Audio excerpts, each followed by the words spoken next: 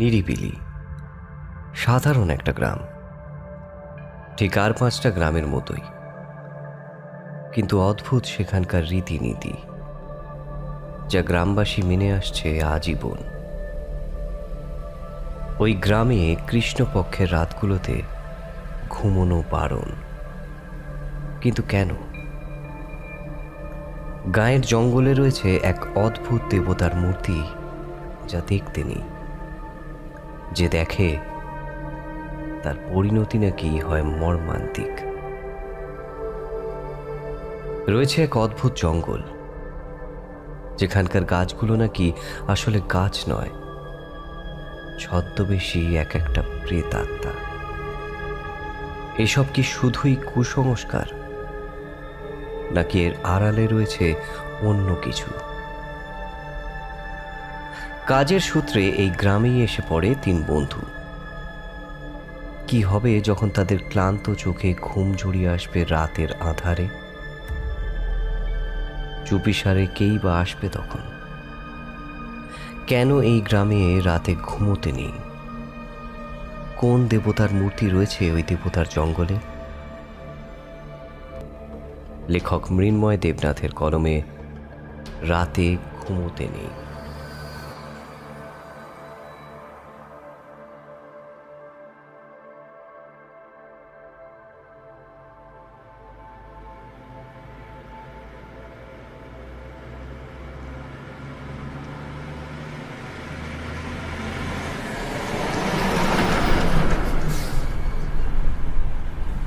আরে, এ তো পুরো গন্ড গ্রাম। এতগুলো দিন এখানে কাটাবো কি করে, তাও আবার এই গেঁয়ো ভূতগুলোর সঙ্গে? জানলা দিয়ে বাইরেটা দেখতে দেখতেই মুখে বিরক্তির ছাপ পড়ে সৌভিকের। স্টিয়ারিং ঘোরাতে ঘোরাতেই রিজু মৃদু হাসে। গ্রামেরও কিন্তু একটা আলাদা আমেজ আছে। দেখ, একটা কথা স্বীকার করতেই হয়, গ্রামের মানুষদের জীবনযাপন কিন্তু শহুরে স্মার্ট লোকেদের চেয়ে ঢের ভালো। তাদের মনে জটিলতা নেই, কোনো মারপ্যাচ নেই, রোজকার ইঁদুর দৌড়ে হাজারো মানুষের ভিড়ে পরিচিত মানুষদের ভুলে যাওয়ার আক্ষেপ নেই। জীবনটা তারা বাঁচার মতো করে বাঁচে। তুই কি বলিস দীপ্ত? রিজু খুব একটা ভুল বলেনি। গ্রামের বাতাসে একটা আলাদাই ফ্রেশনেস আছে। কয়েকদিন গ্রামে থেকে দেখ, তুইও গ্রামের জল হাওয়াকে না ভালোবাসতে শুরু করবি। কে জানে বাবা, তোদের যে কি এত ভালো লাগে গ্রামে। সৌভিকের বিরক্তি দেখে মুচকি হেসে বাইরের দিকে চোখ রাখল দীপ্ত। গ্রামের পরিবেশ তার বরাবরই ভীষণ ভালো লাগে। মেঠো পথ, পথের দুধারে আদিগন্ত বিস্তৃত ধানক্ষেত, সরু সরু আলপথ, আর গ্রাম্য সরল নিরাভরণ জীবন। এসবের মধ্যেই তো আসল প্রাণের ছোঁয়া। লম্বা সেগুন গাছের ছায়া সুনিবিড় পথের মধ্যে দিয়ে ওদের গাড়িটা যখন গ্রামের সীমানার মধ্যে ঢুকল, তখন সন্ধ্যার আর বেশি বাকি নেই। দল বেঁধে ঝাঁকে ঝাঁকে পাখিরা বাসায় ফিরছে। কোনো কোনো বাড়ি থেকে শাঁখ বাজার মিহি শব্দ ভেসে আসছে বাতাসে। আরে কি হলো, আর কত দূর যেতে হবে বলতো? অধৈর্য হয়ে প্রশ্নটা করল সৌভিক। রিজু উত্তরে কিছু বলতেই যাচ্ছিল, কিন্তু তার আগেই সামনের আবছায়া অন্ধকার রাস্তায় কি একটা দেখতে পেয়ে চুপ মেরে গেল সে। আর প্রায় তার সঙ্গে সঙ্গেই বিশ্রী একটা শব্দে ব্রেক কষে থামল গাড়িটা। আরে কি হলো, আর থামলি কেন? ওই দেখ। সামনে থেকে চোখ না সরিয়েই উত্তর দেয় রিজু। তার দৃষ্টি অনুসরণ করে বাকি দুজনেও অদূরের অন্ধকারে মোড়া পথের দিকে চোখ রাখল।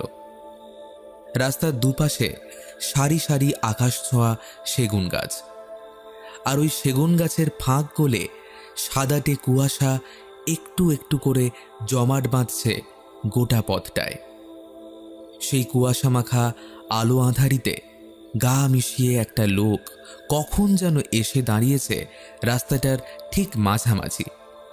মুখটা এত দূর থেকে ভালো বোঝা যায় না, তবে হেডলাইটের অস্পষ্ট আলোয় দেখা যাচ্ছে লোকটার গায়ে একটা কালচে চাদর জড়ানো, পরনে ধুতি, মাথায় কয়েক গাছি এলোমেলো চুল। কি বলতো লোকটা এমন মাঝপথে দাঁড়িয়ে পড়লো কেন? দেখ, কোনো হেল্প টেল্প চাইছে বোধ হয়। তোরা বস, দাঁড়া, আমি দেখে আসছি। রিজু সিট বেল্টটা খুলে নেমে পড়ল। বাইরে ঠান্ডাটা বেশ জাঁকিয়ে পড়েছে। এতক্ষণ গাড়ির ভেতর ছিল বলে টের পায়নি। লোকটা ততক্ষণে হেডলাইটের উজ্জ্বল আলোর বৃত্তের মধ্যে এসে দাঁড়িয়েছে। সে এইবার আপাদমস্তক ভালো করে দেখল লোকটাকে। সাধারণ চেহারা, অভিব্যক্তিহীন নির্বিকার মুখ, বয়স 50-এর ধারে কাছেই হবে। অসম্ভব গম্ভীর গলায় ভদ্রলোক বললেন, আপনারা কি এই গ্রামে নতুন আসছেন? হ্যাঁ, কিন্তু আপনি? আমার পরিচয় কাজ নেই। লোকটার গলায় প্রখর ব্যক্তিত্বের আভাস। এরকম মানুষ থাকে যাদের চোখে চোখ রেখে উঁচু গলায় কথা বলা যায় না। এই ভদ্রলোকও তেমনি। তাই ভর সন্ধ্যাবেলা গ্রামে কি কাজ জানতে পারি? আগে আমরা প্রোগ্রেস প্লাস এনজিও থেকে আসছি। আসলে এই গ্রামে আমাদের এনজিও একটা বৃদ্ধাশ্রম খুলবে। সামনের সপ্তাহ থেকেই কাজ শুরু হবে। ওসবের জন্যই আমাদের আশা আর কি। লোকটা মুহূর্ত কয়েক নীরবে রিজুর দিকে চেয়ে থেকে ধীর গলায় বলে উঠল, বেশ, কিন্তু আপনাদের এই সময়টায় আসা একদম ঠিক হয়নি। তা গ্রামে কোথায় উঠবেন? হ্যাঁ, এই কাছেই ভূপতি ঘোষালের বাড়ি। তার সঙ্গে আগেই কথা হয়েছে। এখানেই আমাদের থাকা খাওয়ার ব্যবস্থা। আপনাদের এই মাঝপথে কেন থামালাম জানেন? কথাটা বলতে বলতেই এবার ভদ্রলোকের মুখে রহস্য ঘনিয়ে এলো। রিজুর উত্তরের অপেক্ষা না করেই লোকটা ফের বলল, এই সেগুন বনে ঢোকার পর থেকেই আমি লক্ষ্য করছি আপনাদের গাড়ির ঠিক পেছনে একটা ছায়া জমাট বেঁধেছে। অশুভ ছায়া। কেন যেন এই অন্ধকার সেগুন বনে দাঁড়িয়ে কথাখানা শুনতেই আচমকা রিজুর বুকের ভেতরটা ছ্যাঁত করে উঠল। অশুভ ছায়া মানে? এই সেগুন বন বড় ভালো জায়গা নয়, বিশেষ করে এইরকম ভর সন্ধ্যায়। এখানে অনেক কিছু হয় যুক্তি দিয়ে যাদের ব্যাখ্যা খোঁজা যায় না। বললাম না, এই সময়টায় আপনাদের আসাটা একদম ঠিক হয়নি। রিজুর চোখে মুখে হয়তো কিছুটা অবিশ্বাস ফুটে উঠেছিল। লোকটা যেন তা বুঝতে পেরেই বলল, গাড়ির পেছনটায় আসুন। অন্য সময় হলে রিজু এসব হেসেই উড়িয়ে দিত, কিন্তু শহরের উজ্জ্বল যান্ত্রিক জীবন থেকে অনেক দূরে এই জনহীন পথে দাঁড়িয়ে অনেক অবিশ্বাস বিষয়ও বিশ্বাসযোগ্য হয়ে ওঠে। গাড়ির পেছন দিকটায় আসতেই রিজুর সারা শরীর কেমন যেন শিরশির করে উঠল। এদিকটায় অন্ধকার যেন একটু বেশি গাঢ়। ব্যাকলাইটের মৃদু লালচে আলোয় জায়গাটা কেমন রহস্যময় দেখাচ্ছে। লোকটা এবার চাদরের আড়াল থেকে একটা দেশলাই বের করে আনলো, আর ফস করে সেটা জ্বালতেই ধূপ ধাপ শব্দে কিছু একটা পাশের ঝোপের দিকে সরে গেল। জন্তু বা যাই হোক, জিনিসটাকে দেখা গেল না ঠিকই, কিন্তু রিজুকে চমকে দিয়ে দেশলাই কাঠিটা আচমকাই দপ করে নিভে গেল।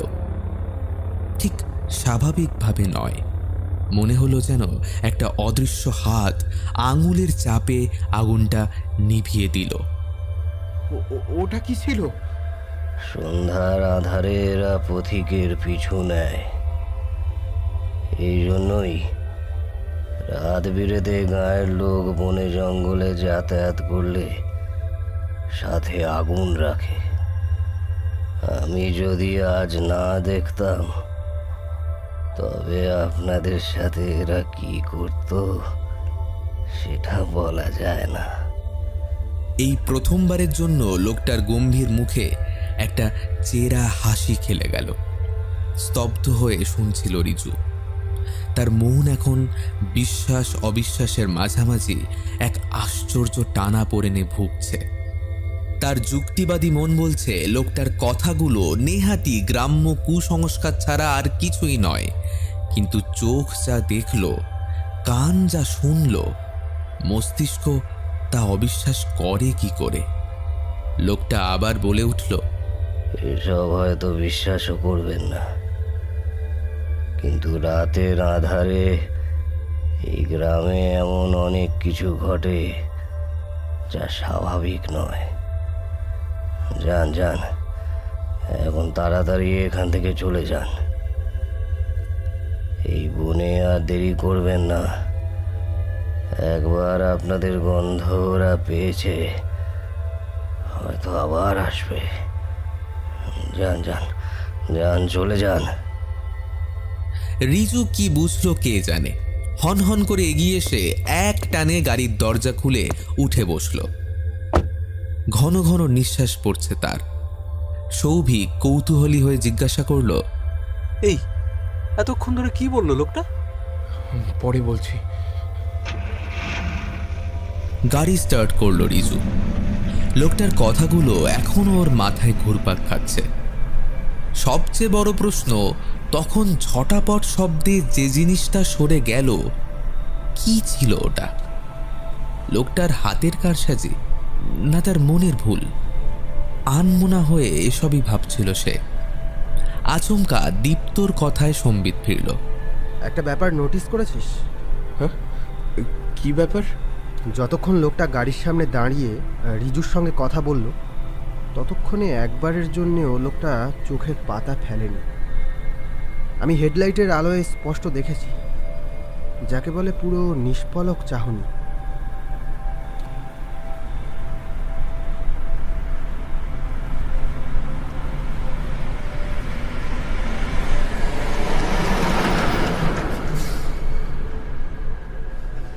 তিনজনে সন্ধ্যার একটু পরপরই ভূপতির বাড়ি এসে পৌঁছল। শান্তিচরণ তাদের গ্রামের চৌমাথার মোড় থেকে পথ চিনিয়ে নিয়ে এসেছে। ভূপতির বাড়িটা কিন্তু আর 5টা সাধারণ গ্রাম্য বাড়ির মতো নয়।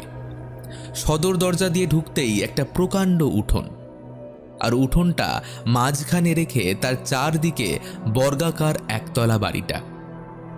কম করেও খানসাতে ঘর তো হবেই। তারা বাড়িতে ঢুকতেই ভূপতি বেরিয়ে এলেন। ভূপতি ঘোষালের সাথে তাদের আগেই পরিচয় হয়েছে। ভূপতি ব্যবসায়ী মানুষ, বেশ 2 পয়সা আছেও। বিয়ে থা করেননি, কাজেই এত বড় বাড়িটায় তিনি একাই থাকেন। সঙ্গী বলতে একজন রান্নার লোক, আর তার সর্বক্ষণের কাজের লোক শান্তিচরণ। এখানে বৃদ্ধাশ্রম খোলার মূল উদ্যোক্তা তো তিনিই। শোনা যায় গোপনে নাকি তাদের এনজিওকে বেশ মোটা টাকা ফান্ডিংও করে থাকেন। ও, তোমরা চলে এসেছো, বেশ। তা পথে কোনো অসুবিধে হয়নি তো? ভদ্রলোকের বয়স 60 পেরিয়েছে, কিন্তু দেখে টের পাওয়ার উপায় নেই। ফর্সা উজ্জ্বল গায়ের রং, ধপধপে সাদা পাঞ্জাবি পরনে। কথায় বার্তায় পোশাকে আশাকে আভিজাত্যের ছাপ সুস্পষ্ট। এক গাল হেসে দীপ্ত বলল, না না, অসুবিধা কেন হবে? আপনাদের গ্রামের পরিবেশটা কিন্তু খুব সুন্দর। বেশ বেশ, তবে যাও, হাত মুখ ধুয়ে তোমরা এখন একটু বিশ্রাম নাও। অনেকটা পথ এসেছো, রাতে খাওয়ার সময় কথা হবে আবার। অন্যদিকে ফিরে ভূপতি খানিক গলা চড়িয়ে হাঁক দিলেন, এই শান্তি, এই শান্তি, আরে শান্তি, কোথায় গেলি? শান্তিচরণ হয়তো আশেপাশেই কোথাও ছিল, তড়িঘড়ি এসে উপস্থিত হলো। হ্যাঁ বাবু। হ্যাঁ, এই যে। আচ্ছা, ওদেরকে ঘরগুলো দেখিয়ে দেখিয়ে, আর ওইদিকে রান্না বান্না কদ্দূর খোঁজ নিয়ে যা। হ্যাঁ বাবু। শান্তিচরণ তৎপর লোক, বহুদিনের অভিজ্ঞতায় দক্ষও বটে। রিজুর হাতের ব্যাগটা কাঁধে তুলে নিতে নিতে সে বলল, আসুন বাবু, এই দিকটায় আসুন। খাবার ঘরটা অনেক বড়। ভূপতি যে বেশ শৌখিন তা তার এই ঘরের আসবাব দেখেই টের পাওয়া যায়। উত্তরের দেওয়ালে একটা প্রকাণ্ড মেহগনি কাঠের আলমারি, তাতে থরে থরে নানান রকমের বাসনপত্র সাজানো। দরজার কাছে রাখা কারুকার্য করা ফুলদানিতে শোভা পাচ্ছে রং বেরঙের ফুল। সিলিং থেকে ঝুলতে থাকা ঝাড় লণ্ঠনটা এখন অকেজো হয়ে পড়লেও তা এককালীন ঐতিহ্য বহন করে চলেছে নিঃশব্দে। তবে এখানে চেয়ার টেবিলে খাওয়ার চল নেই। মেঝেতে পাতা একটা বড় শৌখিন মাদুরের ওপর সবার বসার ব্যবস্থা।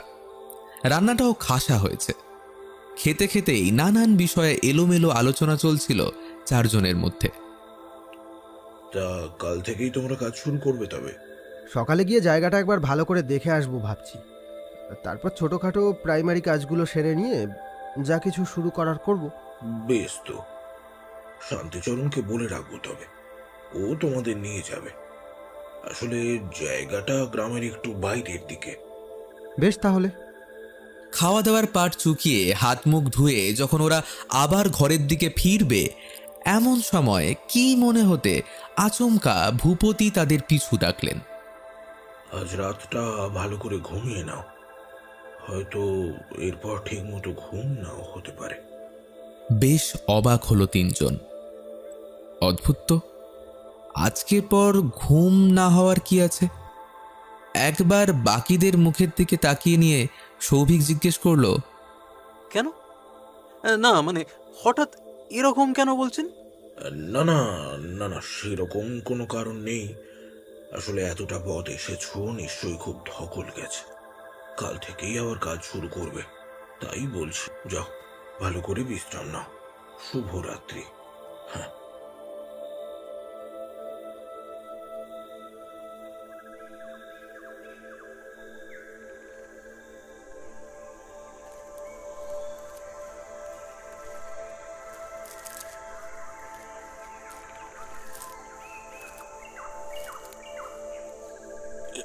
এই যে বাবু, এই পথটা দিয়ে সোজা চলে যান।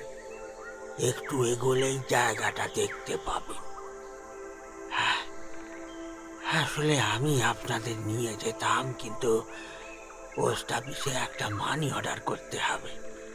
সকাল সকাল না করলে আবার হয় না, তাই এই আরে তুমি চিন্তা করো না শান্তিচরণ, আমরা ঠিক চলে যেতে পারবো। তুমি যাও যাও যাও। শান্তিচরণ মাথা নেড়ে চলে যেতে তিনজনের সামনের পথটা ধরল। এদিকটায় তেমন জনবসতি নেই। যত দূর চোখ যায় শুধু ফাঁকা মাঠ। মাঠের ধারে কোথাও কোথাও দু একটা গরু চড়ছে। রাস্তার দুধারে কাটা ঝোপ আর বন তুলসীর লতা।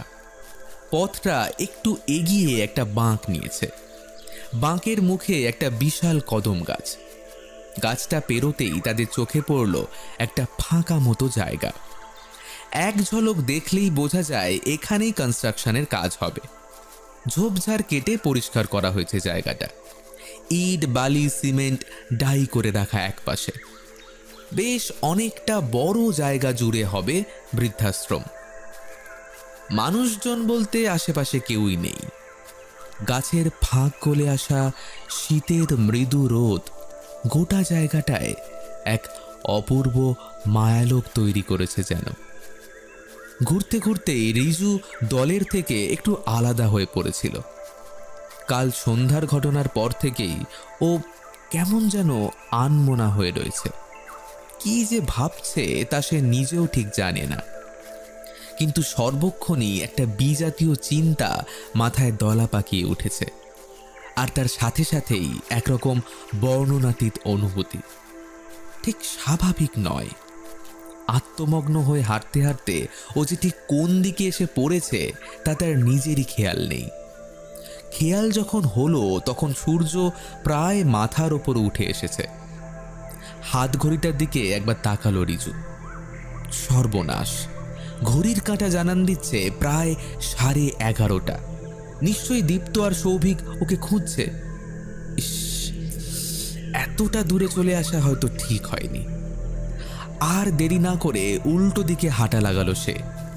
কিছুটা এগোতেই দেখা গেল হন্তদন্ত হয়ে দীপ্ত এদিকেই আসছে। তাকে দেখতে পেয়ে প্রায় চিৎকার করে উঠল। এই যে, কোথায় গেছিলিস? আমরা শালা খুঁজে খুঁজে মরছি। এত অস্থির হচ্ছিস কেন? এদিকটা একটু ঘুরে দেখছিলাম। অনেক ঘুরেছিস, চল এবার। এদিকে খিদে আমার আধমরা অবস্থা। সৌভিক কোথায়?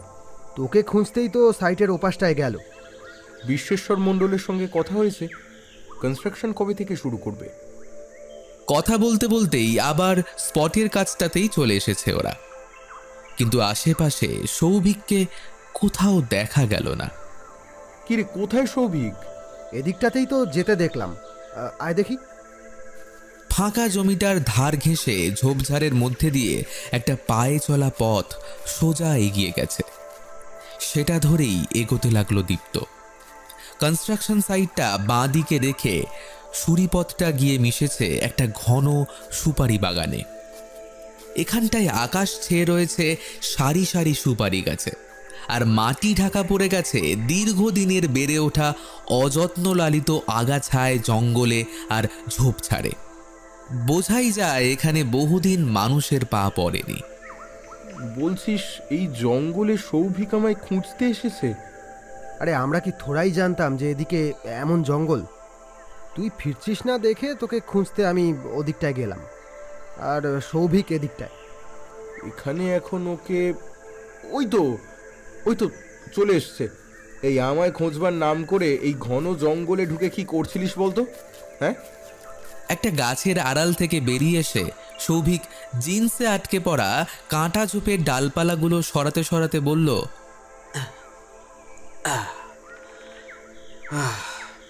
সুপারি বাগানটা কিন্তু বেশ ঘন, ভেতরে ঢুকতে রীতিমতো হিমশিম খেতে হয়। অত ভেতরে ঢোকার দরকার কি ছিল? আমি জানতাম রিজু এদিকে আসেনি, কিন্তু হঠাৎ খুব কৌতূহল হতে ভেতরে ঢুকে গেলাম। আর ভেতরটায় কি দেখলাম জানিস? কি? আয় দেখাচ্ছি। ভাই, আমার খিদে পেয়েছে খুব। এসব অন্য কোনো দিন দেখবো। আর চল না, এখন বাড়ি যাই। জাস্ট 2 মিনিটের ব্যাপার। আমি শিওর জিনিসটা দেখে তোর খিদে মিটে যাবে। কি জিনিস সেটা তো বল। যেমন অদ্ভুত তেমনই মিস্টেরিয়াস। কয়েকটা কাঁটা ঝোপ ডিঙিয়ে আগাছা মারিয়ে সৌভিক তাদের যে জায়গাটায় এনে দাঁড় করালো সেখানটা কিছুটা ফাঁকা মতো। সুপারি গাছের চারি আচমকাই এখানে যেন অনেকটা পাতলা হয়ে এসেছে। ঝোপঝাড়ও বেশ কম। ওই দেখ। সৌভিকের দৃষ্টি অনুসরণ করে অদূরের একটা গাছের দিকে তাকাতেই তারা যা দেখল তাতে সত্যি সত্যি বেশ অবাক হলো দুজনে। কাণ্ডের মাঝ বরাবর ভাঙা একটা সুপারি গাছ মাটিতে আড়াআড়িভাবে পড়ে রয়েছে, আর সেটাকে জড়িয়ে বেড়ে উঠেছে রাজ্যের লতাপাতা আর গুল্ম। সেই লতাপাতার আড়ালে ঢাকা পড়ে রয়েছে 3 ফুট উঁচু একটা ধুলোমাখা আধ ভাঙা পাথুরে মূর্তি। চেনা কোনো দেবদেবীর মূর্তি নয়, অদ্ভুত দর্শন এক বৃদ্ধের অবয়ব। মূর্তির একটা দিক ভাঙা, তবে পাথরের ওপর শিল্পীর সুনিপুণ হাতের দক্ষতায় বৃদ্ধের বলিরেখাময় মুখ, চাদরের আড়ালে ঢাকা একটা হাত আর পরনের লম্বা আলখাল্লা ধরনের পোশাক স্পষ্ট বোঝা যায়। দীর্ঘদিনের অযত্নে পাথুরে খাঁজে খাঁজে সর্পিল ভঙ্গিতে লতাপাতা তার শেকড় চালিয়েছে। তবে সবচেয়ে অদ্ভুত মূর্তিটার চোখ দুটো যেন জীবন্ত। মণিহীন সেই চোখ জোড়া যেন নিষ্পলক, অনর দৃষ্টিতে চেয়ে রয়েছে ঠিক তাদেরই দিকে। বেশিক্ষণ সেই চোখে চোখ রাখা যায় না, গা শিরশির করে ওঠে। আচ্ছা, কোনো নিষ্প্রাণ পাথরের প্রতিকৃতির চোখ কি এতটা জীবন্ত হতে পারে? নীরবতা ভেঙে থমথমে গলায় সৌভিক বলে উঠল, কি বলেছিলাম, জিনিসটা অদ্ভুত না? কিসের মূর্তি এটা বলতো? কোনো চেনা দেবতার তো নয়। দেবতা কিনা জানি না, তবে মূর্তিটা আমার কেমন জানি চেনা চেনা ঠেকছে। কোথায় যেন একটা আগেও দেখেছি। এরকম মূর্তি তুই দেখেছিস? কোথায় দেখেছিস? না, ঠিক মূর্তিটা হয়তো দেখিনি, তবে এরকম কিছু একটা। থাক না, এসব আলোচনা পরে করা যাবে। এখন চল তো এখান থেকে। জায়গাটা আমার মোটেও ভালো লাগছে না। কেমন একটা দম বন্ধকর পরিবেশ। হাওয়া চলাচল একদম থেমে গেছে যেন। দেখ, একটা গাছের পাতাও নড়ছে না। আর আর যেটা সবচেয়ে বেশি অস্বস্তিকর, কি মানে কি অস্বস্তিকর? জায়গাটায় কোনো প্রাণের স্পন্দন নেই। এতক্ষণের পাখির ডাক তো থেমেছেই, তার সাথে পোকামাকড়গুলো কেমন থম মেরে রয়েছে। দেখ, অদ্ভুত নিস্তব্ধ চারদিক, ঠিক ঠিক যেন একটা বদ্ধ ভূমি।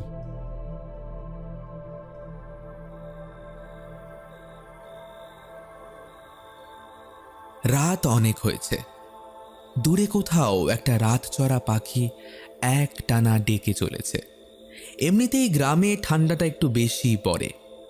রাত বাড়ার সাথে সাথে তা যেন ছুরির ফলার মতো আরও ধারালো হয়ে উঠছে ক্রমেই। ঘরের দরজা জানালা সব বন্ধ, তা সত্ত্বেও কোনো অদৃশ্য ফাঁক গলে শিরশিরে একটা বাতাস ঢুকছে ঘরে। তিনজন কম্বলের তলায় বসে কি একটা আলোচনা করছিল। সামনে ল্যাপটপটা খোলা। এমন সময় দরজায় টোকা পড়ল। এত রাতে আবার কার কি দরকার? অনিচ্ছা সত্ত্বেও সৌভিক উঠে গিয়ে দরজা খুলল। আসতে পারি? আরে আপনি আসুন আসুন আসুন। তা এত রাতে কোনো দরকার ছিল? না, তেমন কোনো দরকার নয়, তবে তোমাদের কিছু কথা বলবার ছিল। ভূপতি ঘরে ঢুকতেই তার পিছু পিছু হুড়মুড় করে ঢুকে পড়ল এক রাশ হিমেল হাওয়া। আজ তার মুখের অস্বাভাবিক গাম্ভীর্য কিন্তু সৌভিকের দৃষ্টি এড়ালো না। বৃদ্ধের চোখে মুখে কেমন এক সন্ত্রস্ত ভাব। সে দরজা বন্ধ করে দিয়ে বিছানায় এসে বসল। বলল, হ্যাঁ বলুন না। ভূপতি গায়ের শালখানা আরও কোষে জড়িয়ে নিয়ে খাটের পাশে রাখা কাঠের আরাম কেদারাটায় বসলেন। মিহি অথচ গম্ভীর গলায় বললেন, তোমরা শহুরে ছেলে মেয়ে, আমার কথা হয়তো তোমাদের বিশ্বাস হবে না, অবশ্য না হওয়ারই কথা। আমিও প্রথমটা এসবে বিশ্বাস করতাম না, কিন্তু যত দিন গেল চোখের সামনে যত কিছু ঘটতে দেখলাম, তারপরে সেসব আর অবিশ্বাস করার কোনো মানেই হয় না। কিসের কথা বলছেন?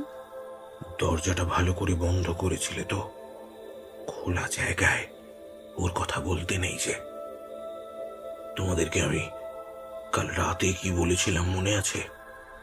কালকের পরে ভালো করে ঘুম নাও হতে পারে, মনে পড়ে? এই কথাটা কিন্তু আমি নেহাতি এমনি এমনি বলিনি। তোমরা এখন এখানে বেশ কিছুদিন থাকবে, কাজেই তোমাদের জানানোটা আমার কর্তব্য। অবিশ্বাস করবে বলে ব্যাপারটা তখন এড়িয়ে গিয়েছিলাম ঠিকই, কিন্তু এর পিছনেও একটা কারণ আছে। কারণ বলতে মানে কি রকম? এ গায়ের অভিশাপ। যুগ যুগান্তর ধরে এই গ্রাম সাক্ষাৎ এক শয়তানের বাসা। মানুষের ঘুমের সুযোগ নিয়ে শিকার ধরে। অতি শক্তিশালী মানুষও ঘুমিয়ে পড়লে কিন্তু শক্তিহীন হয়ে যায়, আর তখনই ও শিকার করতে আসে। শিকার করে? কে? মানে কোনো টেররিস্ট গ্রুপ বা ওই টাইপের কিছু নাকি? সেসব হলেও তো একটা কথা ছিল, তাদের তাও ঠেকানো যেত, কিন্তু এ তা নয়। বললাম না, এ হলো সাক্ষাৎ শয়তান। অভিশাপ, অভিশাপ। এর মৃত্যু নেই, এর কোনো শেষ নেই। কিছুই তো বুঝতে পারছি না। কোন শয়তান? মানে কিসের অভিশাপ? একটু খুলে বলুন না। বৃদ্ধ থেমে একটা ঢোক গিললেন। সামনে বসা তিনজনের মুখের রেখায় ফুটে ওঠা অজস্র প্রশ্নগুলো পড়তে পেরেই যেন তিনি প্রথম থেকে গুছিয়ে বলতে আরম্ভ করলেন। কাল থেকে কৃষ্ণপক্ষ শুরু হবে। এরপরেই একটু একটু করে কমতে থাকবে চাঁদের আলো, আর তা যতই কমবে ওই শয়তানের শক্তি ততই বাড়বে। চাঁদের আলোয় ও স্বীকার করতে পারে না, তাই শুক্লপক্ষে সব ঠিক থাকলেও কৃষ্ণপক্ষের রাতগুলোতেও বেরোয়। কাজে এই সময় গ্রামে কেউ ঘুমোয় না। কোথাও কোনো বাড়িতে এ সময় রাতে কাউকে ঘুমোতে দেখবে না, সবাই জাগে। আর যে না জেগে ঘুমোয় তার ঘুম আর কোনোদিন ভাঙে না। বাবা জ্যাঠাদের মুখে শুনেছি ঘুমন্ত লোকই লোকের ঘুমের মধ্যে দিয়েই নাকি ও ঢোকে, আর তারপরেই আস্তে আস্তে কৃষ্ণপক্ষের এই 15টা দিন ধরে ওর মনে শরীরে দখল নেয় এই শয়তান। শেষে অমাবস্যার রাতে হয় শেষ ঘুম, যাকে বলে মরণ ঘুম। আর একবার যদি কারো শরীরেও ঢোকে তাহলে ওকে থামানো প্রায় অসম্ভব। তখন ও গোটা এক পক্ষ ধরে নিঃশব্দে মানুষ মারে। আর যার শরীরে এই শয়তান বাসা বাঁধে সে কিন্তু ঘুণাক্ষরেও কিছু টের পায় না। যেমন ধরো, তোমার খুব কাছের কেউ ওর ফাঁদে পা দিয়েছে, অথচ তুমি কিন্তু তা ধরতেও পারবে না। তার হাবে ভাবে চাল চলনে কোনো তফাৎ চোখে পড়বে না ঠিকই, কিন্তু ভেতরে ভেতরে ও তখন শয়তানের বশে। তাই তো বলছি, এই গ্রামে কৃষ্ণপক্ষের রাত্রে ঘুমোতে নেই। ঘুম মানে এখানে মৃত্যু। স্তব্ধ হয়ে শুনছিল তিনজন। আপাতভাবে গাঁজাখড়ি গল্প মনে হয় ঠিকই, কিন্তু কথাগুলো বলার সময় ভূপতির মুখের বলিরেখায় ফুটে ওঠা চাপা ভয়, তার বলার ধরন, তার ভীত সন্ত্রস্ত ভাব, এসব কিন্তু অন্য কিছুর ইঙ্গিত দেয়। রাতে ঘুমোতে নেই, ঘুমোলে তবেই ও আসে। কীরকম যেন অবিশ্বাস্য সবটাই। কিন্তু এই নিশুতি রাতে এরকম নিস্তব্ধ পরিবেশে পেঁচার ডাকে, টিনের চালে টুপটাপ হিম পড়ার শব্দে আর হাড় কাঁপানো ঠান্ডায় এইসব কথা শুনলে অতি বড় সাহসের বুকের ভেতরটাও ঢিপ ঢিপ করে উঠতে বাধ্য। আগেও বলেছি, রাতের আঁধারে অনেক অবিশ্বাস্য ঘটনাও বিশ্বাসযোগ্যতা পায়। আচ্ছা, এসব কি আদৌ কিছু হয়? নাই যদি বা হবে, তাহলে গায়ের এতগুলো লোকের এই প্রচন্ড ভয় কি তবে অমূলক? অমূলক না হলেও কুসংস্কার তো হতে পারে। আপনি নিজের চোখে কোনোদিন এই শয়তানকে স্বীকার করতে দেখেছেন বা কাউকে বদলে যেতে? বাহ, চোখে না দেখলেই কি সত্যিটা মিথ্যে হয়ে যায়? এই দুনিয়ায় তো এমন অনেক কিছুই আছে যা চোখে দেখিনি, কিন্তু তাই বলে কি সেগুলোকে অস্বীকার করা যায়? যায় না। আমাদের ধরা ছোঁয়ার বাইরেও এমন এক জগৎ আছে যেখানে রোজ বহু ঘটনা ঘটে, যার কোনো ব্যাখ্যা নেই। তাকেই তো আমরা অলৌকিক বলি। দীপ্ত ব্যাপারটায় বেশ কৌতূহলী হয়ে উঠেছে এর মধ্যেই। বিজ্ঞের মতো সে প্রশ্ন করল, আচ্ছা ভূপতিবাবু, এই শয়তানের কথা তো আপনাদের গ্রামে বহু যুগ ধরে চলে আসছে, ফলে অন্য সব গল্পের মতো কালের প্রবাহে এই গল্পও ফিকে হয়ে পড়ত, কিন্তু পড়েনি। তার মানে মাঝে মাঝেই গ্রামে এমন সব ঘটনা ঘটে যা এই গল্পের সত্যতার প্রমাণ দেয়। এমন কোনো ঘটনার কথা আপনার মনে পড়ে? দীপ্তের কথা শুনে এক মুহূর্ত কি যেন ভাবলেন ভূপতি, যেন স্মৃতি হাতড়ে অতীতের ছেঁড়া ছেঁড়া কোনো ঘটনা মনে করলেন। বললেন, ভালো কথা বলেছ। এই বছর কয়েক আগে এরকমই একটা ঘটনা ঘটেছিল বটে।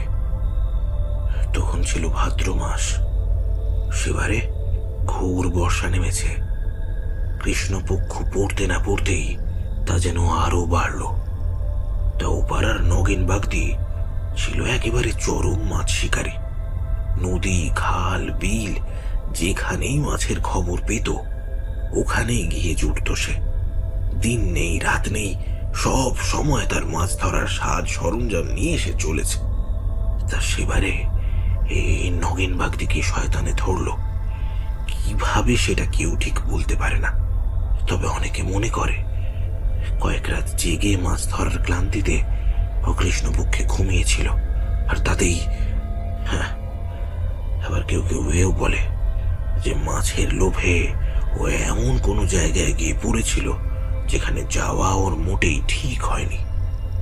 সে যাই হোক, শয়তানের বশবর্তী হয়েও নগেন আর 5টা লোকের মতোই গ্রামে থাকতো, ঘুরে বেড়াতো। যথারীতি ওকে কেউ সন্দেহ করেনি। লোকজন ব্যাপারটার আঁচ পেল তখন, যখন হঠাৎ হঠাৎ গায়ের মানুষগুলো বিমান উবে যেতে লাগলো। শোনা যায় সেবারে নাকি 15 দিনে প্রায় 9 জন লোককে ওই শয়তান নিকেশ করেছিল। আচ্ছা, অমাবস্যার পরে কি ও আর শিকার ধরে না? আসলে ঠিক তা নয়। যতদিন জ্যোৎস্না ঠিক মতো না ফোটে ততদিনই ও আসে। গায়ে লোকেদের জিজ্ঞেস করলে জানবে, জ্যোৎস্না রাত ছাড়া এখানে কেউ পথে নামে না, কেউ না। আচ্ছা বেশ, তর্কের খাতিরে আপনার গল্পগুলোকে সত্যি বলে ধরে নিলাম। তাহলে এই কয়েকটা দিন রাতে না ঘুমোলেই তো সব মিটে গেল। এতে গায়ের লোকদের এত ভয় পাওয়ার কি আছে? ঘুমো নেই, কোনো ভয়ও নেই, সিম্পল। ভূপতি স্থির চোখে কিছুক্ষণ দীপ্তর দিকে চেয়ে রইলেন। তারপর বুঝে আসা গলায় প্রায় ফিসফিসিয়ে উঠলেন। ব্যাপারগুলোকে যতটা সহজ ভাবছো ঠিক ততটা সহজ কিন্তু নয়। শয়তান যাদের স্বীকার করে তারা শুধু চলে যায় না, গিয়ে আবারও ফিরে আসে আরো লোকদের নিয়ে যেতে। সে কি? যারা গেছে তারা কি করে ফিরবে? ফেরে, মৃতেরা আবারও ফেরে। ওর হাতে যারা মরে তারা 2-1 দিন বাদেই মাঝরাতে আবার ফিরে আসে। হুবহু সেই এক লোক, এক পোশাক, এক কথাবার্তার ধরন। গায়ের লোকেরা জানে যে যারা ফেরে তারা আসল নয়, তারা সবই ওই শয়তানের বংশধর। কিন্তু হারানোর দুঃখটা তারাই বোঝে যাদের হারিয়েছে। কাজেই হারানো ছেলে মেয়ে কিংবা নিখোঁজ বাপ মা যখন দিন 2 পর ফিরে আসে তখন তাদের মন আর মানতে চায় না। পরম আনন্দে তারা তাদেরকেই বুকে টেনে নেয়। কিন্তু তারা বোঝে না যে যে ফিরে এসেছে সে তাদের কেউ নয়। এভাবেই তো গায়ের কত লোক মারা পড়ল। তাই অনেক ভেবেচিন্তে গায়ের লোক এখন অন্য পন্থা ধরেছে। সেটা কিরকম? শীতের এই কুয়াশা ঘেরা রাতগুলোতে গায়ের লোকেরা দল বেঁধে বাড়ির সামনে আগুন জ্বালে, আর সেই আগুন ঘিরেই তারা রাতে জেগে বসে থাকে। কাল থেকেই দেখবে মাঠে বা বাড়ির বাইরের উঠোনে কাঠ কুটো দিয়ে আগুন জ্বালানো হয়েছে, আর তার চারিদিকেই কুণ্ডলি পাকিয়ে বসে আছে কিছু ভয়ার্ত লোক। প্রথম 1-2 রাত বেশ কেটে যায়, অসুবিধে তেমন হয় না। কিন্তু তার পরের রাতগুলো কিন্তু আর এতটা সহজে কাটে না। শীতের এই সুদীর্ঘ রাতের অন্ধকারে শয়তান শত সহস্র মায়াজাল তৈরি করে, লোকেদের ভয় দেখায়।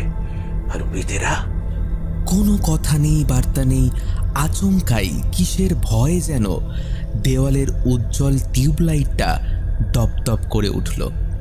ভূপতির মুখখানা কাগজের মতো সাদা হয়ে এলো মুহূর্তে। পাংশু হয়ে এলো তার মুখখানা। লাইটটা কেটে যাবে নাকি? ভূপতি জোরে জোরে দুপাশে মাথা নাড়লেন। বৃদ্ধের চোখ জোড়া বিস্ফারিত। প্রচণ্ড ভয়ে তার সারা শরীর থরথর করে কাঁপছে। ও শুনতে পেয়েছে আমাদের কথা ও শুনতে পেয়েছে। এই দরজা বন্ধ করো, দরজা জানলা সব বন্ধ করে দাও এখনই। এই দরজা বন্ধ করো, দরজা জানলা সব বন্ধ করে দাও এখনই, বন্ধ করো। উন্মত্তের মতো চিৎকার করে উঠলেন তিনি। বৃদ্ধের এই তীব্র ভয়টা ছোঁয়াচে রোগের মতো বাকিদের মধ্যেও ছড়িয়ে পড়ল যেন। শিরশিরিয়ে উঠল দীপ্তর সারা শরীর। আরও কয়েকবার ভয়ঙ্করভাবে দপদপ করে উঠেই আলোটা নিভে গেল। বেডসাইড টেবিলটায় মিটমিট করে মোমবাতি জ্বলছে। তার হলদে আলোয় ঘর জুড়ে একরকম পিঙ্গল আলো আঁধারির খেলা। ঘরের দরজা জানলা সব এঁটে বন্ধ করা, কোথাও কোনো ফাঁক ফোকর নেই। তা সত্ত্বেও দীপ্তর ভয়টা যেন কিছুতেই কাটছে না। খাটের ওপর কুকড়ে বসে রয়েছে সে। রিজু আর সৌভিকের মুখেও কথা নেই।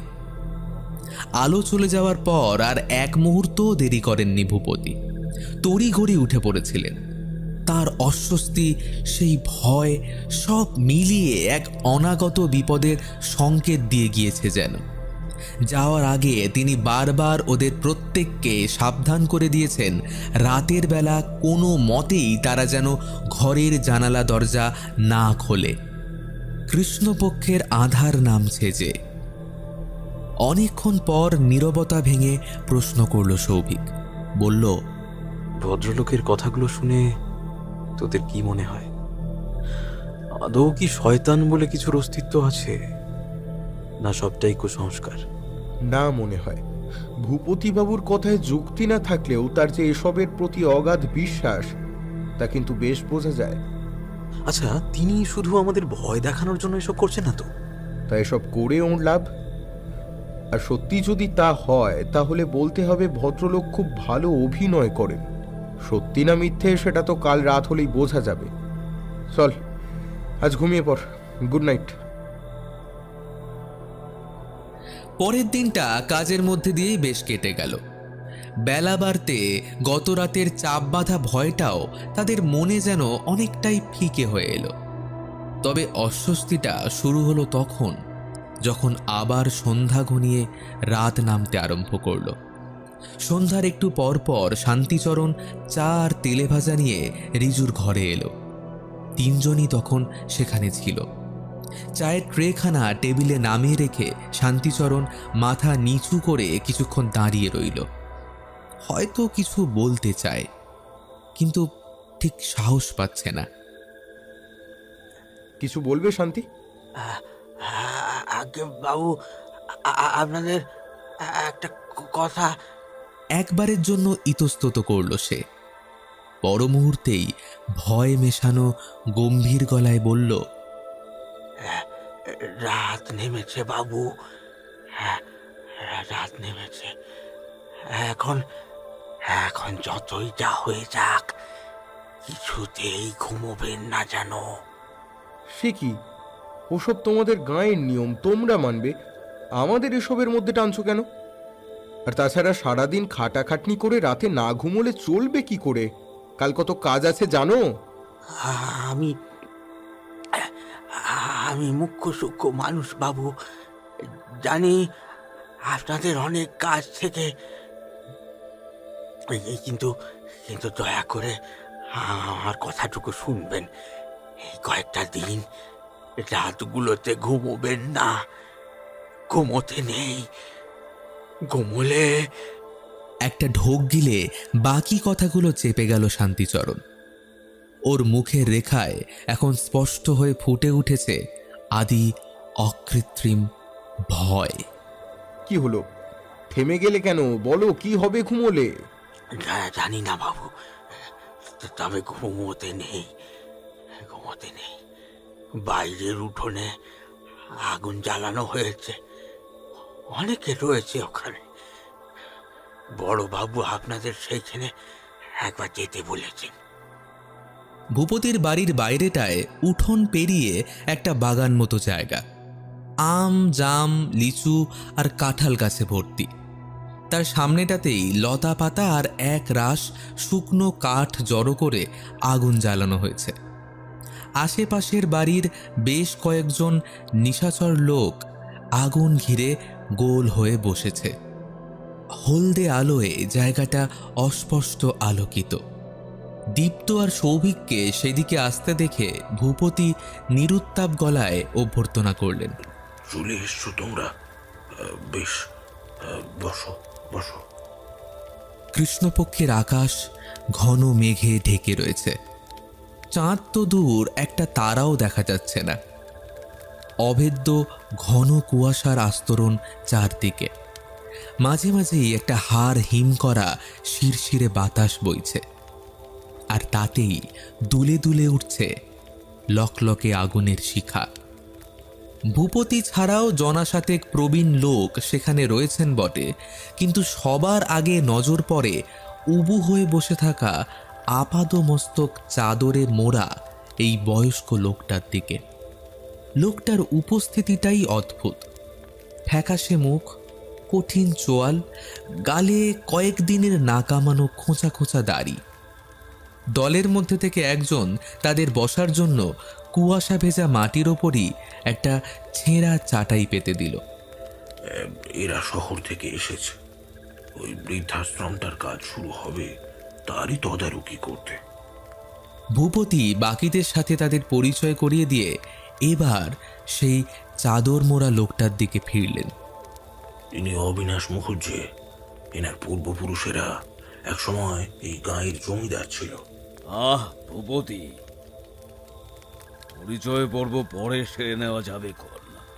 ব্যক্তিত্বপূর্ণ, ভরাট, গম্ভীর গলা অবিনাশ মুখুজ্জের।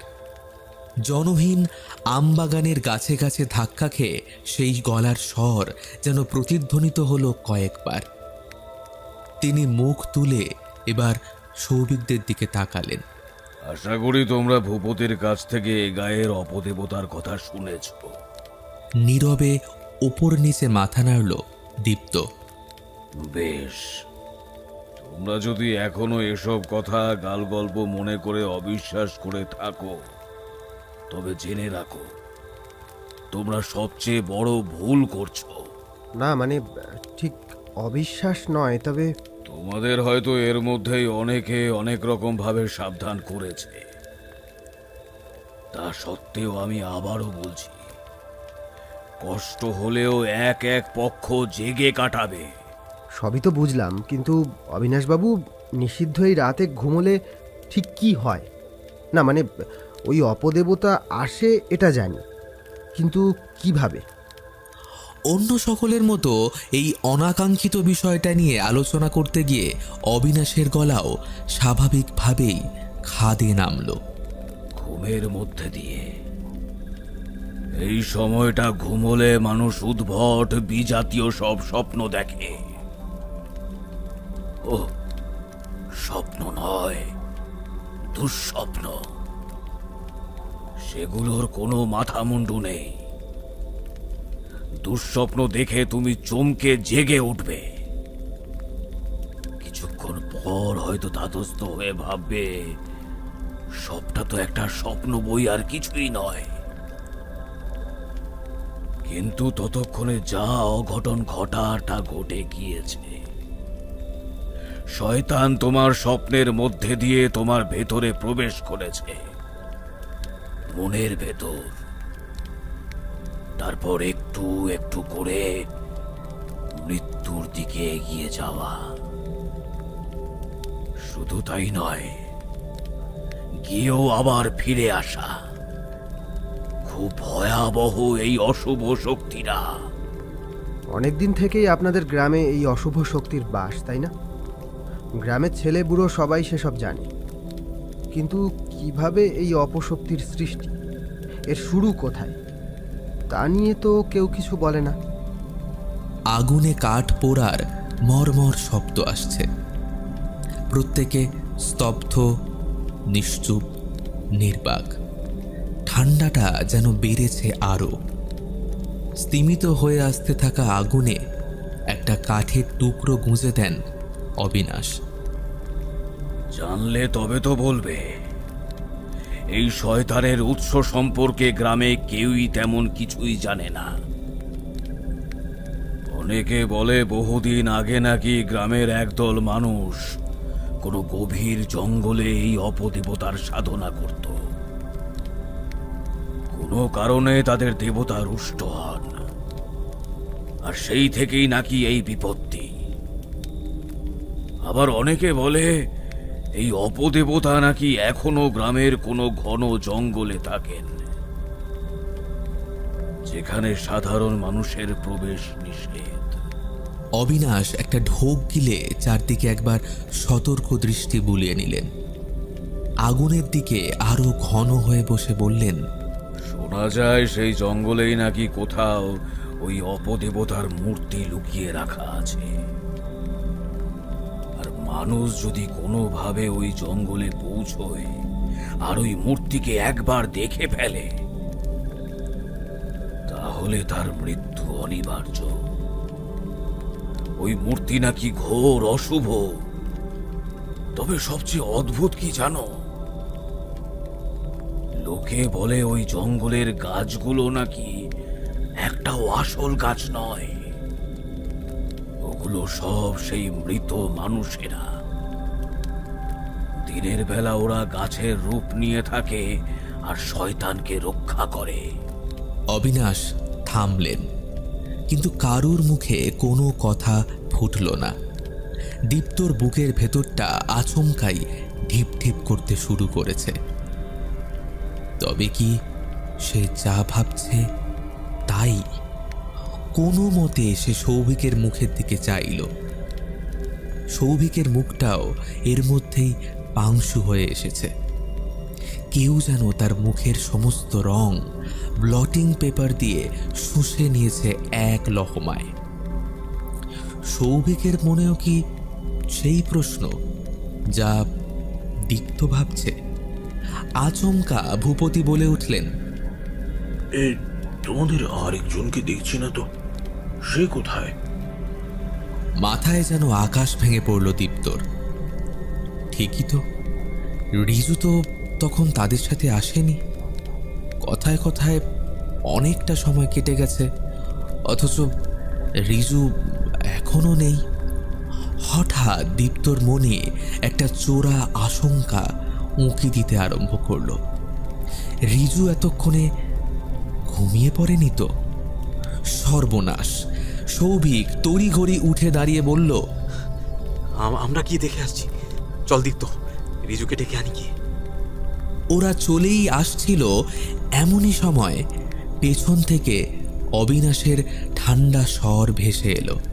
যেটা করতে বারণ করা হয়েছে তোমার বন্ধু সেটাই করে বসেনি তো? গায়ের বাতাস কিন্তু আমি ঠিক ভালো বুঝছি না। কিছু একটা হবে, খুব তাড়াতাড়ি হবে। হন্তদন্ত হয়ে সৌভিক আর দীপ্ত যখন রিজুর ঘরের সামনে এসে পৌঁছলো, তখন তারা রীতিমতো হাঁপাচ্ছে। রিজুর ঘরের দরজা ভেজানো। করছে কি ছেলেটা? আস্তে করে দরজায় ধাক্কা দিল দীপ্ত। অতি সাধারণ একটা দৃশ্য, কিন্তু তাতেই যেন শিউরে উঠল সে। কি হলো? অধৈর্য হয়ে সৌভিক প্রচণ্ড ঠেলা দিয়ে দরজা খুলতেই যা দেখল তাতে সেও থমকে গেল। বিছানার উপর বসে চোখ মুছছে রিজু। তাদের ঢুকতে দেখে সে এদিকে তাকালো, ঠিক সেইভাবে যেভাবে মানুষ সকালে ঘুম চোখে চারদিকে তাকায়। ঘুমোচ্ছিলি? না, মানে চোখটা একটু লেগে গিয়েছিল আর কি। কি? তোকে না ঘুমোতে বারণ করলাম? সবাই এতবার করে যা মানা করছে তো ঠিক তাই করতে হলো। দীপ্তর এই আকস্মিক উত্তেজনা আর সৌভিকের নীরস মুখটা দেখে রিজু বেশ বিরক্তই হলো। What nonsense! 2 দিন হলো গ্রামে এসেছিস কি আসিসনি, এর মধ্যে এসব কুসংস্কার বিশ্বাস করতে শুরু করে দিলি। সবটা জানলে তুই আর এই কথা বলতিস না। যাই হোক, একটা কথা বলতো, ঘুমের মধ্যে তুই কোনো স্বপ্ন দেখিসনি তো? বা কোনো অস্বস্তিকর দুঃস্বপ্ন বা ওই রকম কিছু? হ্যাঁ হ্যাঁ, দেখিসনি তো? না, দুঃস্বপ্ন কেন দেখবো? কি মুশকিল? কারণ আছে, ভালো করে ভেবে দেখ। ঠিক তুই কোনো স্বপ্ন দেখিসনি? না রে ভাই, রিল্যাক্স, এত উত্তেজিত হওয়ার কিচ্ছু নেই। দীপ্তর বুক চিরে একটা দীর্ঘশ্বাস বেরিয়ে এলো। যাক, বাঁচা গেছে।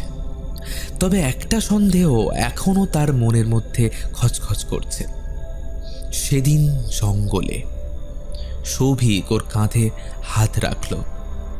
আমি বলি কি, যে কয়েকটা দিন গ্রামে আছি, গ্রামের নিয়মগুলো মেনেই চলি না। অনেক সময় তো এই অলৌকিক বিশ্বাসগুলোর মধ্যে কোনো গভীর কিছু লুকিয়ে থাকে। তা এই কয়েকটা তো রাত জেগেই কাটিয়ে দিই না হয়, অসুবিধা তো কিছু নেই। দীপ্ত নিঃশব্দে মাথা নাড়ল। ওদিকে রিজু কিছু বুঝতে না পেরে হা করে চেয়ে রইল শুধু। এরপরের 3-4টে দিন ভালোই ভালোই কেটে গেল।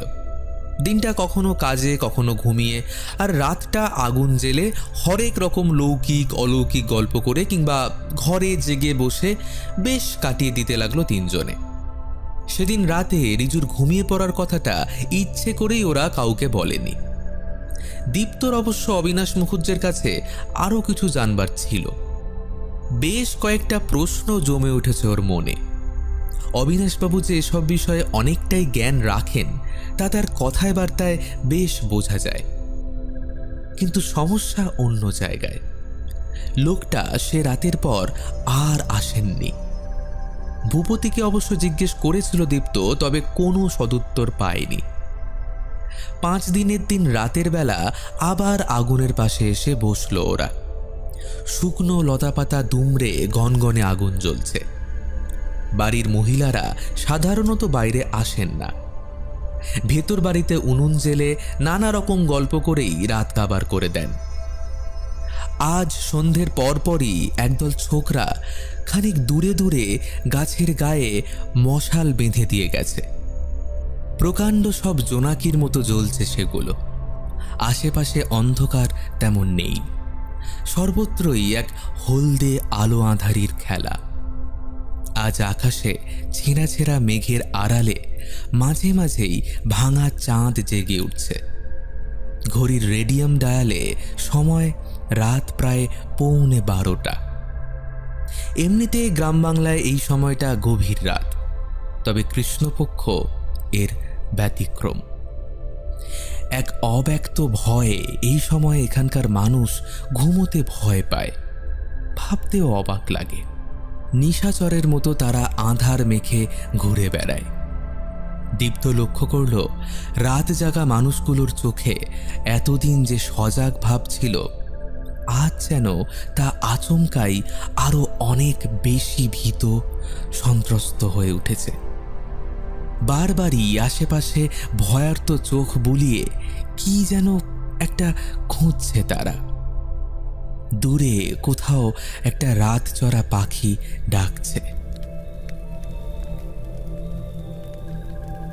আজই তবে সেই দিন, কি বলো হে ভূপতি? হ্যাঁ খুড়ো, আজই তো কৃষ্ণপক্ষের পঞ্চমী তিথি। তোমার কি মনে হচ্ছে আজ থেকেই শুরু হবে?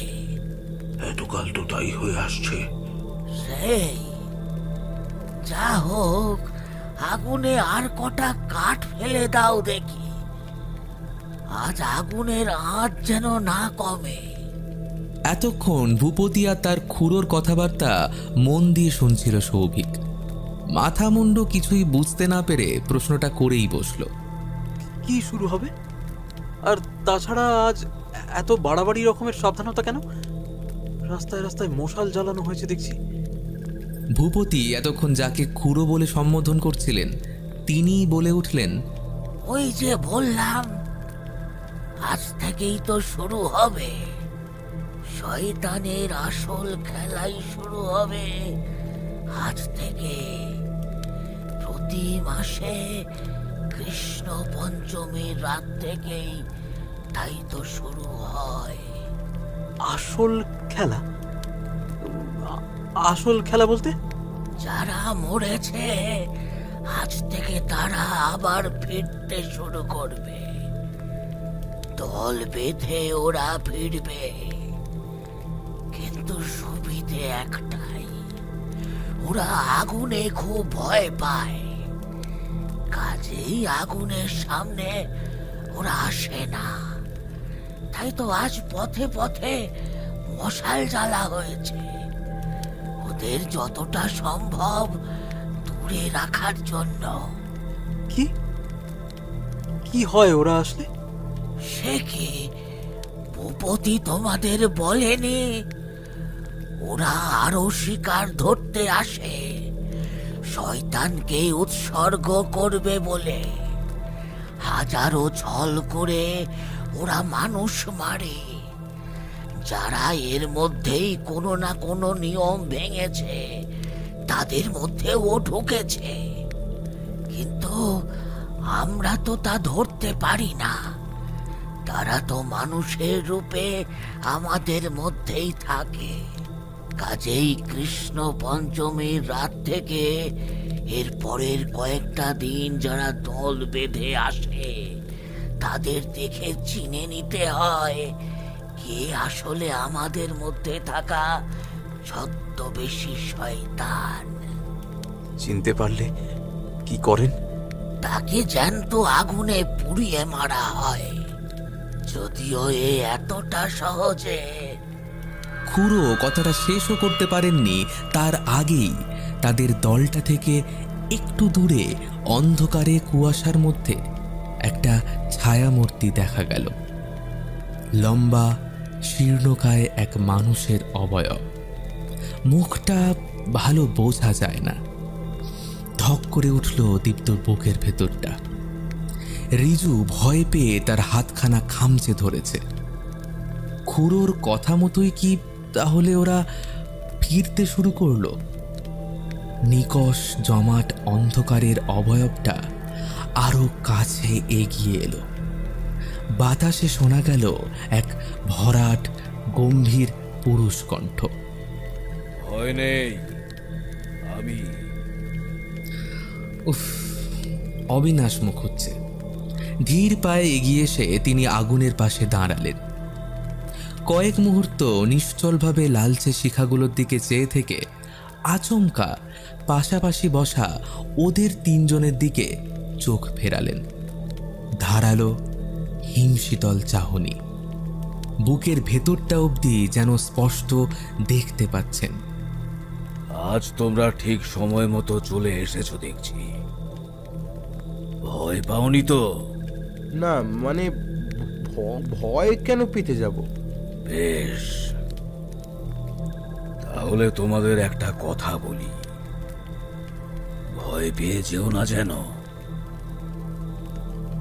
ব্যাপারটা আসলে আমি আগের দিনই লক্ষ্য করেছিলাম, বলতেও চেয়েছিলাম, কিন্তু কি জন্য যেন আর বলা হয়ে ওঠেনি। তবে আজ লক্ষণটা আরো স্পষ্ট। কিসের লক্ষণ? কিছু তো বুঝতে পারছি না। একরকম বিপদ তোমাদের পিছু নিয়েছে এই গ্রামে ঢোকার দিন থেকেই, আর সেটা আমি টের পাচ্ছি। বিপদ? রিজুর মনে পড়ে গেল সেই প্রথম দিনটার কথা। গ্রামে ঢোকার মুখে সন্ধ্যার ঘনায়মান অন্ধকারে সেগুন বনের মাঝে দেখা পাওয়া সেই অদ্ভুত লোকটার কথা, আর তার বলা সেই আশ্চর্য কথাগুলোর কথা। আর তা মনে পড়তেই কেমন যেন গা ছমছম করে উঠল তার। হ্যাঁ, তবে কিরকম বিপদ আর কিসের বিপদ সেসব জানি না। আমি বলি কি, তোমরা একটু সাবধানে থেকো কেমন? একে গায়ের এই দুর্দিনে তোমরা এলে, তার মধ্যে তোমাদের ছায়ায় আমি বিপদ টের পাচ্ছি। জানো তো, বিপদ মানুষের ছায়ায় ছায়ায় ঘুরে বেড়ায়, আর তা যখন প্রায় ঘাড়ের কাছে এসে পড়ে, তখন মানুষের ছায়া আরো ঘন, আরো জমাট বেঁধে আসে। বিপদের ছায়া। অবিনাশের কথায় কিছু একটা ছিল। কেন যেন তা শোনা মাত্রই কোথা থেকে দলা পাকানো রাশি রাশি গা শিরশিরে ভয় এসে চেপে ধরল দীপ্তকে। পেটের ভেতরটা আচমকাই কেমন খালি হয়ে এলো। রিজুর অবস্থাও তখন বর্ণনাতীত। তিনি সৌভিকের দিকে চেয়ে আবার বললেন, তুমি আমার সাথে একটু এদিকটায় এসো, কিছু কথা আছে। রিজুর পিঠে একটা ছোট্ট চাপড় দিয়ে সৌভিক উঠে পড়ল। ভয় পাস না, আমি আছি তো।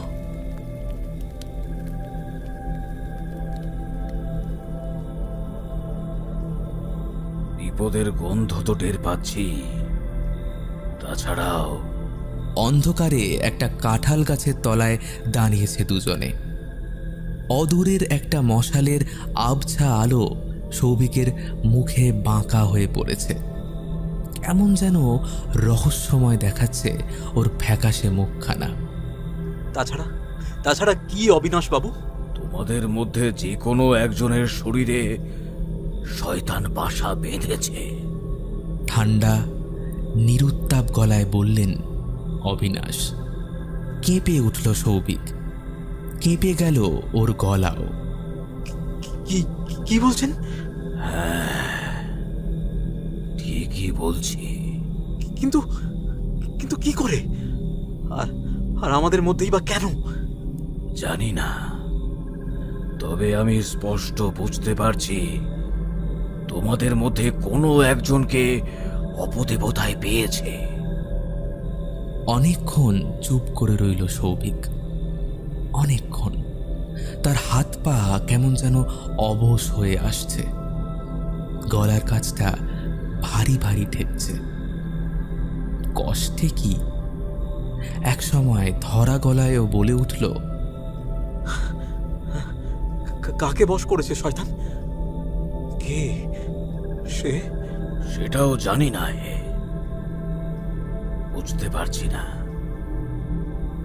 তবে এটুকু জানি যে সে তোমাদের মধ্যেই একজন। এতটা যখন বললেন, তবে দয়া করে এখন কি করব সেটাও বলে দিন।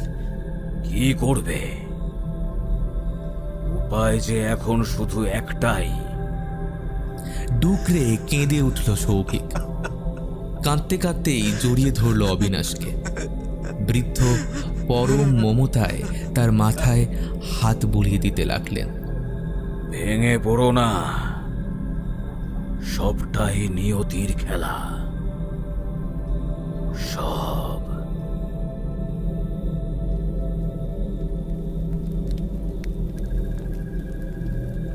কিরে, একা একা ফিরে এলি যে? অবিনাশবাবু কোথায়? দীপ্তর প্রশ্নে সম্পূর্ণ অবিচলভাবে সৌভিক বলল, কি একটা নাকি কাজ আছে বললেন, খানিক বাদেই হয়তো ফিরবেন। উনি কি বললেন তোকে? সৌভিক কোনো উত্তর না দিয়ে ওদের থেকে একটু দূরে চুপ করে বসে রইল। তার থমথমে মুখ দেখে দীপ্ত আর ওকে ঘাটালো না। এর মধ্যেই রাত বেড়েছে অনেক। চাঁদ প্রায় মাথার উপর উঠে এসেছে। আগুনের পাশে বসে থাকায় ঠান্ডাটা তেমন বোধ হচ্ছে না ঠিকই, কিন্তু দুর্ভেদ্য কুয়াশা জমাট বেঁধে আসছে চারপাশে। রাস্তার মশালের আলোগুলো অনেকটা নিষ্প্রভ হয়ে এসেছে। একটানা বসে থাকতে থাকতে কেমন ঝিম ধরে আসে। একসময় অধৈর্য হয়ে দীপ্ত ভূপতির কানের কাছে মুখ এনে ফিসফিস করে বলল, আপনি না বললেন আজ কারা ফিরে আসে? কোথায়? প্রায় ভোর হতে চলল, কিছুই তো দেখছি না। গত 5 বছরে এর অন্যথা হয়নি। প্রতি মাসের কৃষ্ণা পঞ্চমী তিথিতে মৃত কেউ না কেউ ফিরেছে, কিন্তু এবারে কেন যে ভয় ভয় হচ্ছে জানো। এসব আবার ওই শয়তানের কোনো ছল নয় তো? অদ্ভুতভাবে ভূপতি কথা শেষ করবার কিছুক্ষণের মধ্যেই অদূরের আমবাগানে একটা খড়খড় শব্দ শোনা গেল। কোথাও কিছু নেই। আচমকাই অন্ধকারে গাছের পাতাগুলো নড়তে শুরু করেছে। ভয়ার্ত স্বরে ভূপতি বলে উঠলেন, ওই আসছে, ওই যে, সাবধান সাবধান, ওদের চোখের দিকে তাকাবে না যেন। যদি তোমার খুব চেনা কেউ হয় তাহলেও চোখে চোখ রাখবে না। চোখের মধ্যে দিয়ে কিন্তু তোমায় বন্দি করে নেবে ওরা। সাবধান, ওই আসছে। রুদ্ধশ্বাসে এক অজানা বিপদের অপেক্ষা করতে লাগলো তারা। ওদিকে আমবাগানের ভেতর মচমচ শব্দটা কয়েক গুণে বেড়ে উঠেছে। একজন নয়, যেন পরপর অনেকজন শুকনো পাতা মারিয়ে এদিকেই আসছে। কাঁপা কাঁপা হাতে আগুনে আরেকটা কাঠ ফেলে দেন ভূপতি। সবাইকে চমকে দিয়ে বিশ্রী স্বরে ডাকতে ডাকতে একটা পাখি মাথার ওপর দিয়ে ঝটাপট শব্দে উড়ে গেল। হঠাৎই ভীষণ শীত শীত করছে দীপ্তর। এই উত্তপ্ত আগুনের পাশে বসেও রীতিমতো থরথর করে কাঁপছে সে। আশেপাশে কোথায় কি হচ্ছে সেসবে যেন তার খেয়াল নেই। তার দৃষ্টি সামনের অন্ধকার আমবাগানের দিকে স্থির। পায়ের শব্দ ততক্ষণে অনেক কাছে এগিয়ে এসেছে। কয়েক নিমেষের ব্যবধান। তারপরই প্রথম লোকটাকে অন্ধকার চিরে বেরিয়ে আসতে দেখা গেল। আর তা দেখেই একবার ঝাঁকুনি দিয়ে উঠল দীপ্তর গোটা শরীর। মানুষটাকে চিনতে তার এক মুহূর্ত সময় লাগলো না, এমনকি মুখটা দেখারও প্রয়োজন পড়েনি। এই জিন্স, এই কালো জ্যাকেট সে আগেও দেখেছে, এমনকি কয়েক মিনিট আগেও। অজান্তেই তার গলা থেকে অস্ফুটে বেরিয়ে এলো একটাই কথা, একটাই নাম, সৌভিক। ততক্ষণে অন্ধকার আমবাগান থেকে একে একে অনেকেই বেরিয়ে এসেছে। প্রবল উল্লাসে উন্মত্তের মতো তারা আগুন থেকে দূরত্ব রেখে লোকগুলোকে ঘিরে নাচছে। আর তাদের মুখ থেকে বেরিয়ে আসছে গোঙানির মতো একরকম বিজাতীয় শব্দ। দীপ্তর মনে তখন ঝড় উঠেছে। এইমাত্র সৌভিক এখানে বসেছিল, তবে ও ওখানে ওদের মধ্যে কি করে? বিদ্যুতের মতো তার মাথায় একের পর এক অজস্র সম্ভাবনা ঝিলিক দিয়ে যাচ্ছে। ঠিকই তো, সেই প্রথম দিন ওই নিষিদ্ধ জঙ্গলে সৌভিকই তো আগে ঢুকেছিল।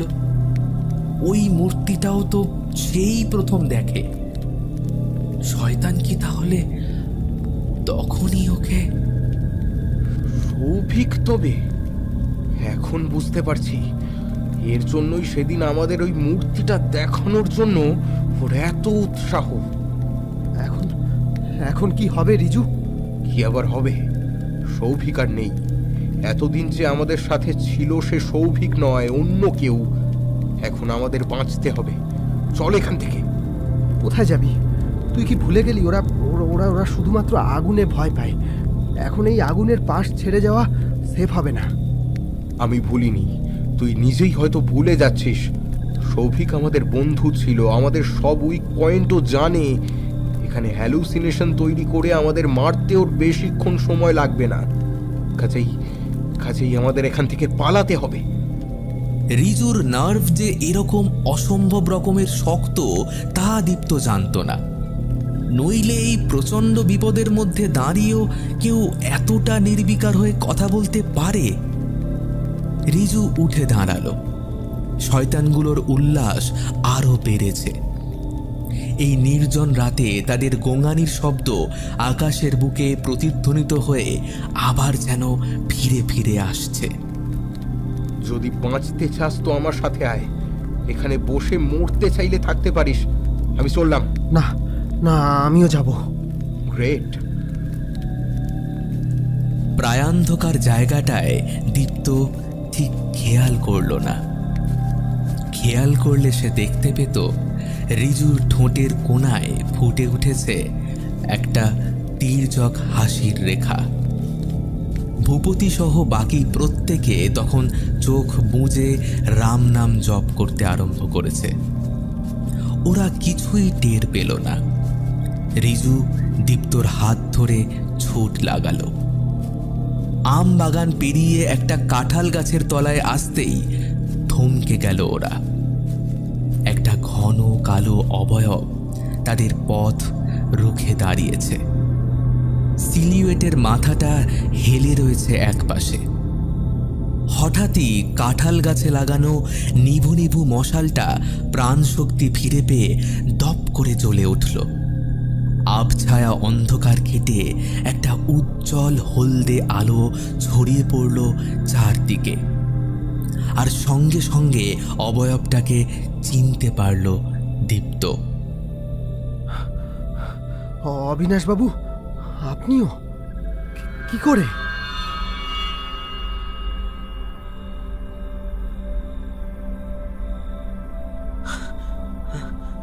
কাকে বশ করেছে শয়তান?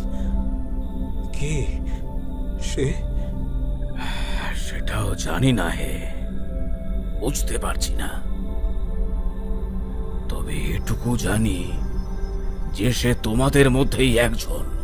এতটা যখন বললেন, তবে দয়া করে এখন কি করব সেটাও বলে দিন। কি করবে?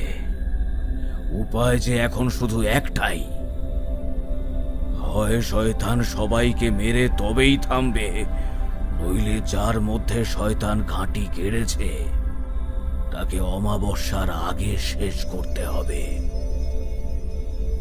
ডুকরে কেঁদে উঠল সৌভিক। কাঁদতে কাঁদতেই জড়িয়ে ধরল অবিনাশকে। বৃদ্ধ পরম মমতায় তার মাথায় হাত বুলিয়ে দিতে লাগলেন। ভেঙে পড়ো না হে,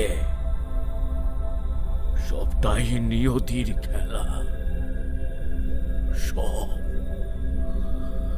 সব অস্ফুটে চিৎকার করে উঠলেন অবিনাশ। হঠাৎই ভীষণ ধারালো কিছু একটা গেঁথে গিয়েছে তার তল পেটে। সৌভিকের কান্নার শব্দ ততক্ষণে বদলে গেছে বিশ্রী অট্টহাসিতে।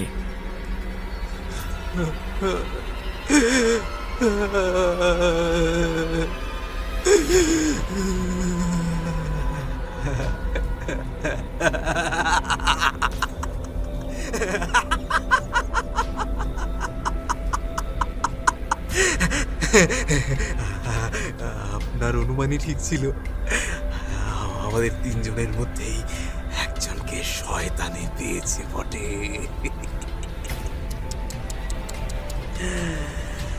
জিভ দিয়ে আক্ষেপসূচক একটা চুকচুক শব্দ করে সে। তারপর হিস হিসে গলায় বলে ওঠে, তবে সেটা যে আমি তা আপনি বুঝতে পারলেন না। নিয়তি বলছিলেন না, সেই নিয়তির কি পরিহাস দেখুন। আমাকেই কিনা ডেকে আপনি আমার ব্যাপারে সাবধান করছেন। কাজে কি আর করা যায়, আপনাকেও সরাতে হলো। আপনি সবটা জেনে যাচ্ছিলেন যে।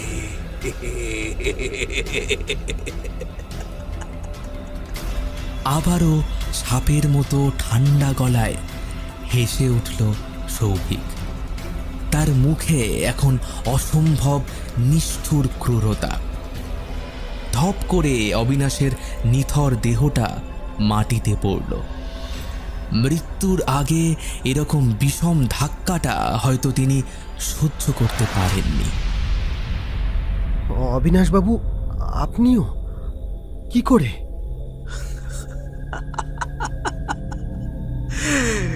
সেসব জেনে কি করবি? অবিনাশের পেছন থেকে ধীর পায়ে বেরিয়ে এসেছে সৌভিক। ঠোঁটের কোণে বিশ্রী হাসিটা তখনও ঝুলে রয়েছে।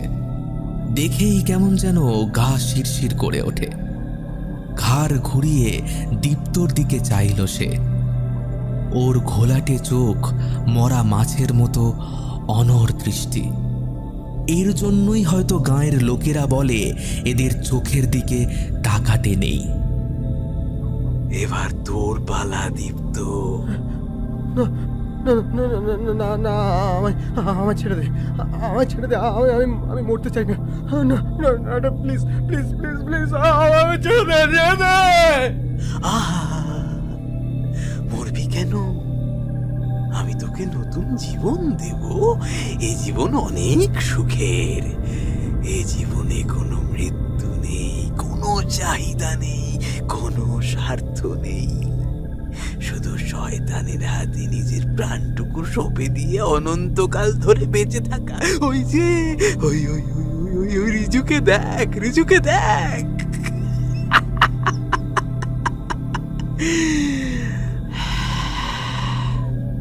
সৌভিকের কথায় একবার পেছনে ফিরল দীপ্ত। আর যা দেখল তাতে ভয়ে ওর সারা শরীর হিম হয়ে গেল যেন।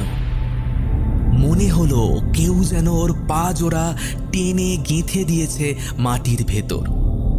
দীপ্তর ঠিক পেছনেই দাঁড়িয়ে রয়েছে রিজু, কিন্তু শুধু দাঁড়িয়ে নেই, থেকে থেকে বীভৎসভাবে কেঁপে উঠছে ওর সারা শরীর।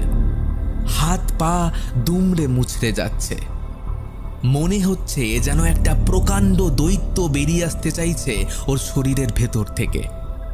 চোখের মণিগুলো বিস্ফারিত। বুঝিসনি? জানতাম তুই বুঝবি না। সেদিন রিজু ঘুমিয়ে পড়েছিল, মনে নেই? আর এই গায়ে কৃষ্ণপক্ষের রাতে ঘুমোলে কি হয় জানিস নিশ্চয়ই। সত্যি বলতে সেদিন রিজুকে ঘুমোতে আমি বাধ্য করেছিলাম, যাতে শয়তান ওকেও নিয়ে যেতে পারে, যেমন আমায় পেরেছে।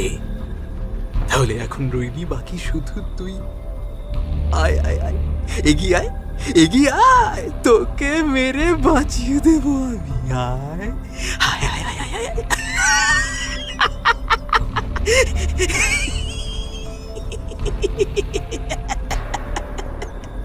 হিলহিলে সাপের মতো দুলতে দুলতে এগিয়ে আসতে লাগলো সৌভিক। ঠোঁটে ঝুলছে গা শিরশিরে ওই বিশ্রী হাসিটা। তার ঠিক পেছনে রিজুরও গলা শোনা গেল যেন। দীপ্ত জানে এই রিজু তাদের বন্ধু নয়, এ অন্য কেউ। সৌভিক অনেকটা কাছে চলে এসেছে ততক্ষণে। মশালের হলদে আলোয় ছুরির শানিত ফলার মতো ঝকঝক করে উঠল তার বাঁকানো হিংস্র নখগুলো। আর কোনো উপায়ান্তর না দেখে দীপ্ত এবার শরীরের শেষ শক্তিটুকু জড়ো করে প্রাণপণে পেছন ফিরে ছুট লাগালো। কিন্তু কিন্তু হায় ঈশ্বর, পেছন থেকে আচমকাই তাকে খপ করে ধরে ফেলল রিজু। তার ঠোঁটেও লেগে রয়েছে সেই নিষ্ঠুর নৃশংস পৈশাচিক হাসিখানা। এখানেই কি তবে সব শেষ? ধর্মর করে বিছানায় উঠে বসল দীপ্ত। সারা শরীর ঘামে ভিজে গেছে, বুকটা হাঁপড়ের মতো ওঠানামা করছে। তবে কি এতক্ষণ যা দেখল সব সব স্বপ্ন ছিল? সামনে তাকাতেই সে দেখতে পেল তার বিছানার পাশে স্তব্ধ হয়ে দাঁড়িয়ে রয়েছে ভূপতি আর তার শান্তিচরণ। তাকে উঠে বসতে দেখে শান্তিচরণ ভয় জড়ানো গলায় বলল, বাবু, আপনাদের যে এতবার করে ঘুমোতে বারণ করলাম, তাও আপনি ঘুমোলেন? হ্যাঁ, এই গায়ে যে কৃষ্ণপক্ষের রাতে ঘুমোতে নেই। দীপ্ত কি উত্তর দেবে ভেবে পেল না। সত্যিই তো, সে ঘুমোলো কখন? আর এত সব ঘটনা যে হয়ে গেল, সেগুলো কি মিথ্যে? একটা কথা বলুন তো বাবু, ঘুমের মধ্যে কোনো দুঃস্বপ্ন বা ওই রকম কিছু দেখেননি তো? হ্যাঁ, দেখেননি তো? দীপ্ত ফ্যাল ফ্যাল করে চেয়ে রইল শুধু। এতক্ষণ সে যা দেখল সেগুলো কি স্বপ্ন নাকি নাকি দুঃস্বপ্ন? সে টের পেল না কখন সবার অলক্ষ্যে দরজার কাছে এসে দাঁড়িয়েছে রিজু আর সৌভিক।